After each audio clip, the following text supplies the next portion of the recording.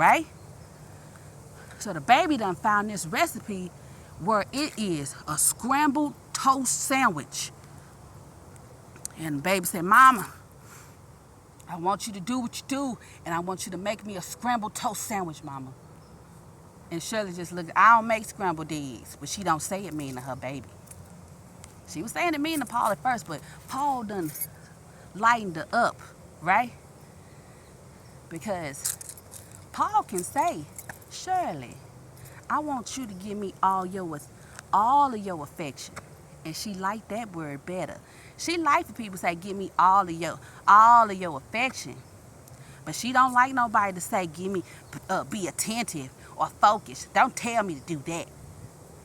And Shirley had to listen to Paul because they was walking one day, and Paul said, Shirley, why you don't like for somebody to tell you not to focus? And she told him the story about the scrambled eggs and the toast and the french fries.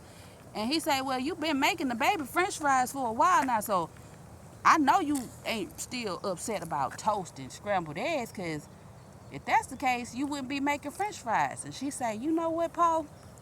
I think you're right. She said, and he said, Shirley, I just think that, I don't think they meant be attentive like what you took it as, hon. And she didn't flinch up, but she was starting to. And Paul said, nah, I want you to give me all your love and listen to me. See, she liked that kind of talk. She wants you to talk to her a certain way. Because she got a love language, don't you know? And Paul say, give me all your love when I'm talking to you, okay? And that way we can communicate better. Because I don't want to argue with you because I like you so much, Shirley. You my wife now. We got babies. And I'm gonna be with you. You know what I'm saying? And so Shirley, she opened up to Paul. And Paul helped her to get rid of the badges by explaining to her the difference in words and how they move you with different emotions, but how people that are older don't always say things in the nicest way. That's why you got to use your narcissist power with your empathic power, because sometimes your feelings might get hurt if you're not protecting your emotions. But how you know to protect it from grown-ups? They ain't teaching you to do that. And Paul say you got to tap into your high self. Your high self sent you here. And he explaining all the information to Shirley, and Shirley gets it, right? She understand it. And she made that baby some toast and scrambled eggs. Now see what happens to y'all sometimes, some people. Thank you for listening to the story. That's the way I chose to describe it. Because sometimes people have a event that happens and something trigger them on that level of consciousness that they own. And then it gets suppressed. But they got the badge for that. And then something else happens. And then they get suppressed. And then something else happens. And that gets suppressed. And so then it's a whole series of things that are happening that are getting suppressed. And people don't fix it. And so if you have situations like that occur, then you will want to fix those situations so that you don't feel pressed. Because that's going to burn off neurons, right? But it's also going to get you stuck in this consciousness of every time something similar to this happens, then I'm going to be this traumatic person, this traumatic victim, and the person is constantly living it over and over again. That's really stressful to your body.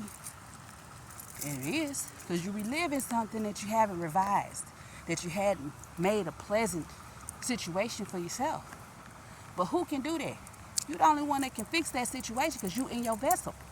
The problem is people thinking that everything outside of themselves is more important. But you love from within outward, not love outward inside. You can do that, but over time, it's going to wear heavy on your heart. And things that wear heavy on your heart just ain't good for your body in general. So I hope that story helped people and inspire you to let go of things that just ain't beneficial to you. Because sometimes things happen not because it was supposed to happen to you, or you just a victim, right? Or you just a trauma a survivor or nothing like that. Sometimes things happen, it started off happening because you wasn't listening to yourself. Distractions come in all forms. Sometimes people tell us to not do things, and we do it anyway because we wasn't paying attention, because we want to do what we want to do, right? And then the results end up being the results. And I'm not, it sound how it sound, y'all, okay? And you can take it how you gonna take it. But please let the takeaway be that you can heal yourself from everything and anything that's going on. Let that be what you take away.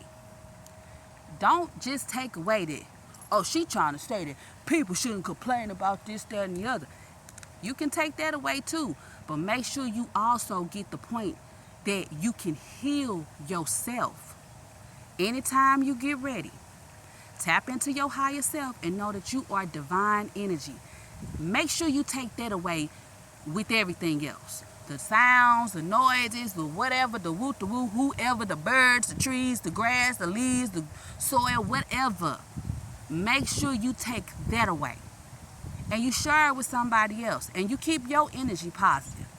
And let your speech be with always spoken with grace, and your words always seasoned with salt, so that you know how to answer everyone, but also give allowances to everyone for their mistakes, right?